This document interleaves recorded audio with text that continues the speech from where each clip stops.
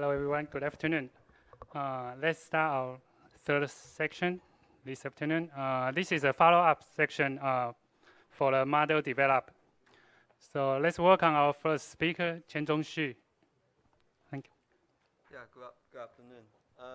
First, I would like to thank, actually most of the hard work about the coding is already done by Professor Chen's former grad student, Chein-Jung Shiu, and he just finished his military service and will join us next week.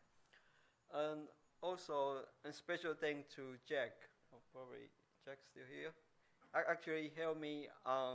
He gave me a hint to find out an important bug in the try to let the single column model to migrate to the global one.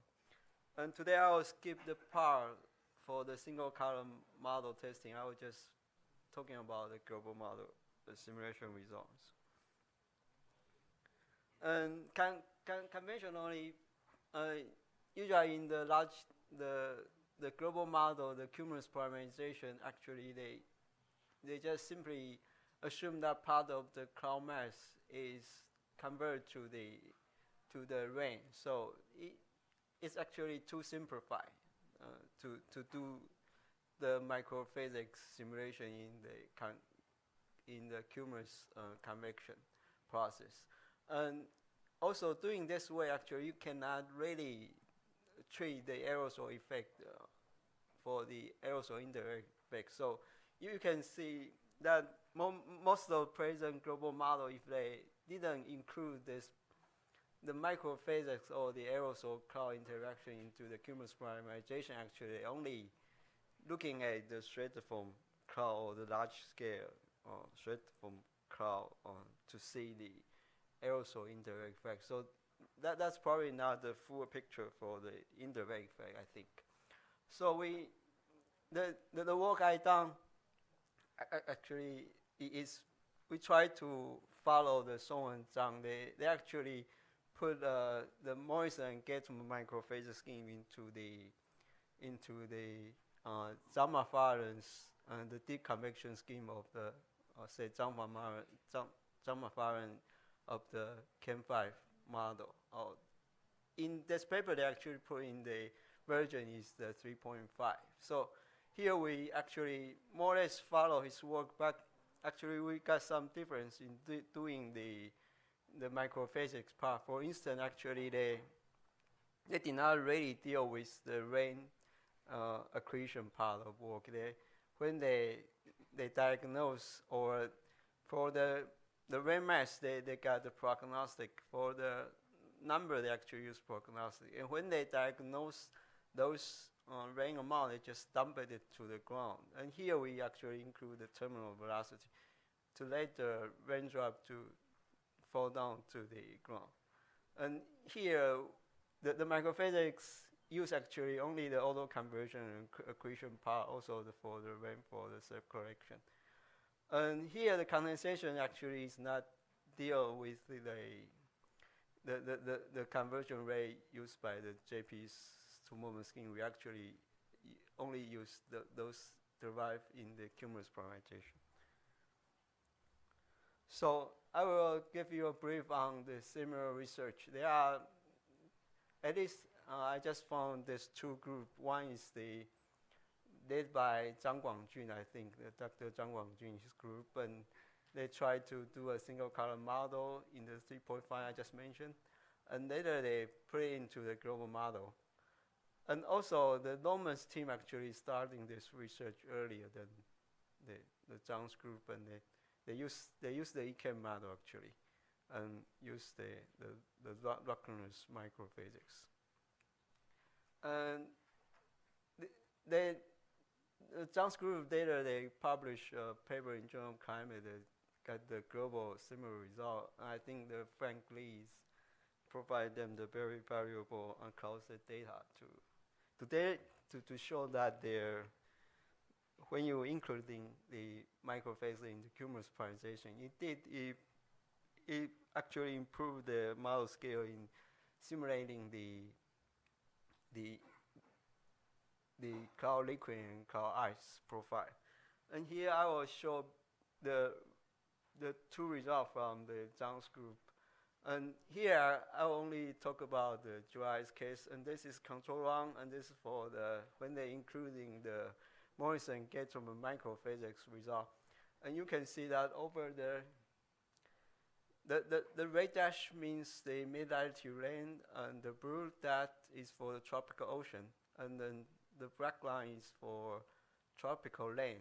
And as you can see, the obvious change is actually over the tropical ocean. And you will, when you increase the microphysics, you can increase the convective chlorine water by a factor of more than 6. And for the land, it will also increase, but the change is only about 2 times. Not this here is 6 times. And if you look at the convective ice water, and the land case actually is more or less the model already, when you increase, actually didn't really improve a lot. But the major improvement is again in the tropical ocean, and then you can again it's different by a factor of 6. So, and that's when you compare to the cloud sets for the convective ice water, and you will quickly find that actually it seems that you including the microphysics into the cumulus polarization did improve the cloud ice profile simulation. So here the microphysics scheme we use is just a warm cloud parameterization of Chein and Liu, and here I will use the CEO 2004. I will skip those parts. If you are interested in the single color model, I actually also carry out 2 IOP rounds for the ARM 1995 and TWIs, and we can discuss about that. And then the global round is actually based on the CAM standalone using the short-term prescribed SST to do the simulation to evaluate this model parameterization. And that's I already mentioned, and these are the 3 microphysics process, from JP's state of art of work. They try to using a simple formula to get the conversion rate of each hydrometers. I will not go through the details. So, and the global simulation, the control run here, I actually use the CAM 5.2 of the CSM 1.1. Because when I'm using the CSM 1.0 version of the CAM 5.0,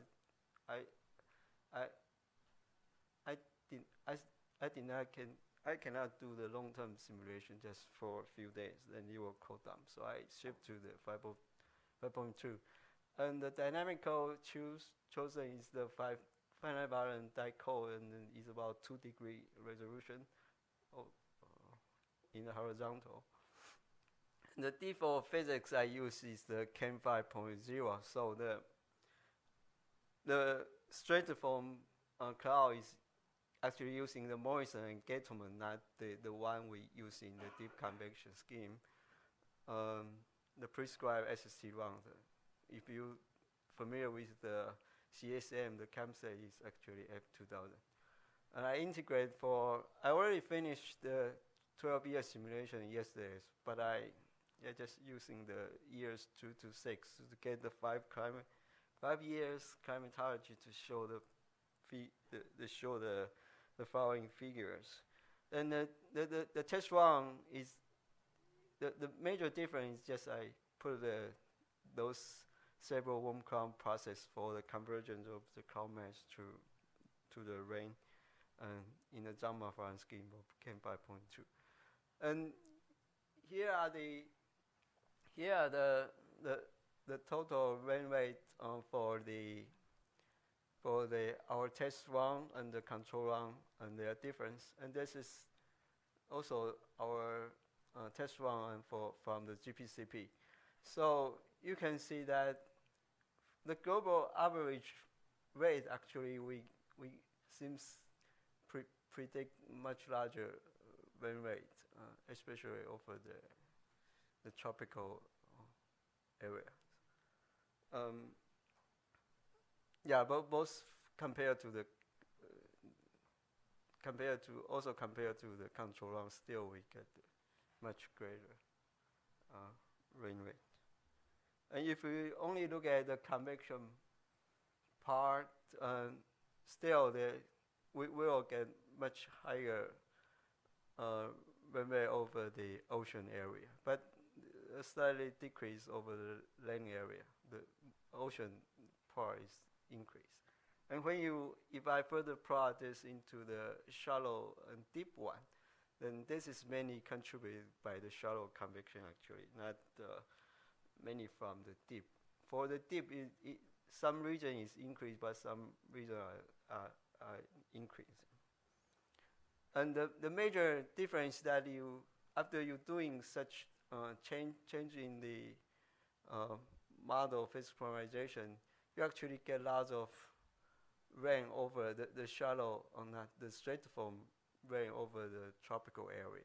And as you can see that not only the tropical, but also for the subtropical area, and probably at least over this mountain. So when you're looking at the ratio of the convective and the stratiform the rain, and you will see that actually the ratio between our test run probably is more similar to the people think that usually over the tropical, the convective to the stratiform rain, the ratio is about it is about 3 times to 4. So if you look at this, then the control run actually is a much larger than this one. So we are probably in the right direction, but when you later on you will see that actually our cloud ice probably is too much. And this is the plot for the cloud liquid, and the control run, our test run, and the difference. And you can see that we got lots of cloud liquid over the mix. We got lots of cloud liquid over the mix cloud ice region, especially over the tropical. And the major difference actually in the cloud ice, and you can see that we got a huge increase in the cloud greenback average cloud ice.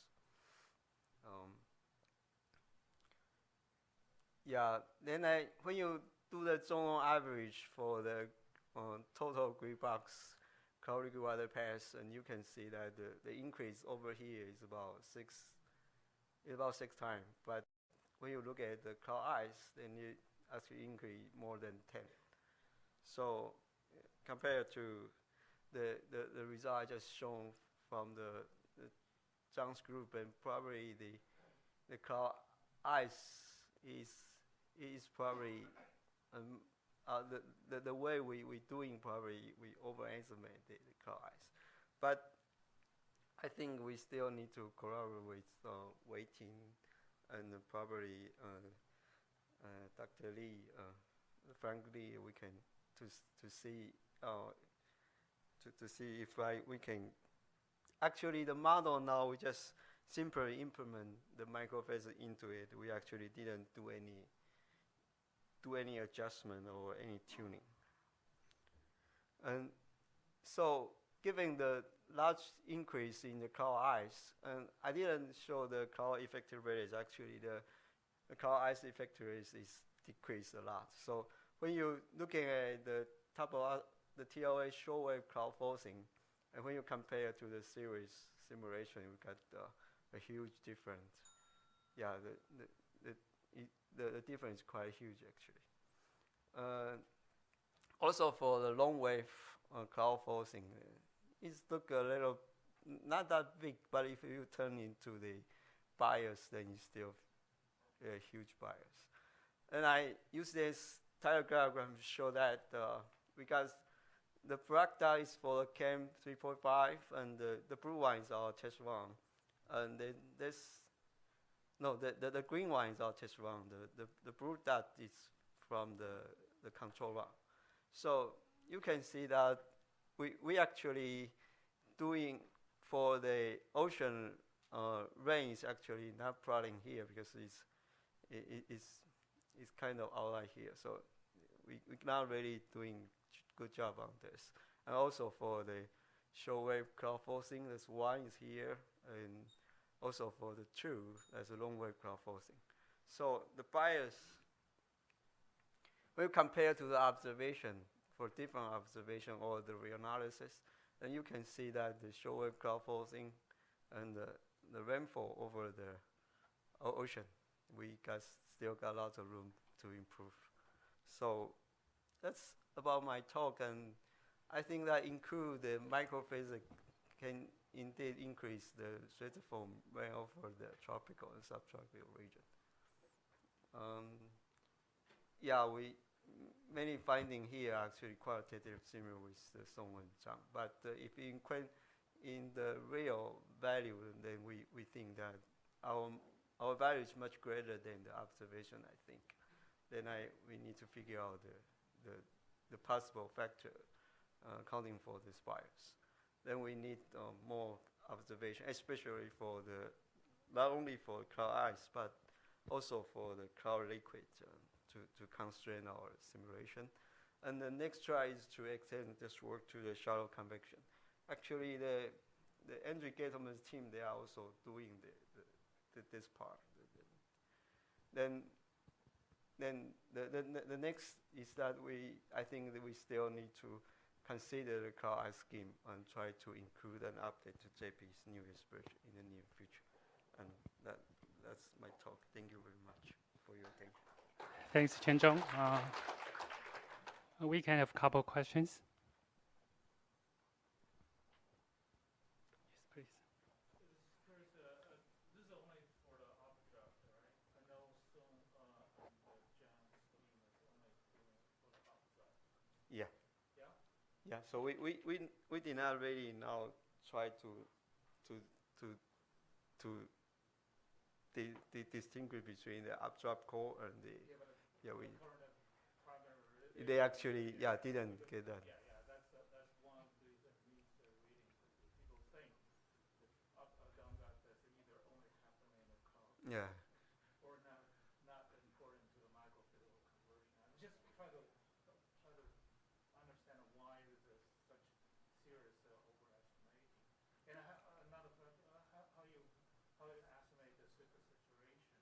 Do you have a Pring model or you use a? No, here just in the beginning of my talk, actually we didn't do the condensation part calculation. In here the condensation is actually taken over by the cumulus parameterization here. We didn't really do in the microphysics calculation. So that's a pure repro to. Yeah, they're using sort of saturation adjustment to diagnose those that. Probably that might be tell the story itself. Yeah, actually there are still other uncertainties that when they diagnose those cloud mass, and then you need to know the cloud ice, they actually use a simple temperature profile function to get the cloud ice and then detrain those amount, part of those amount to the stratiform cloud to lay the stratiform microphysics to take the continued calculation. Any other questions? Okay. If not, thanks our speakers again.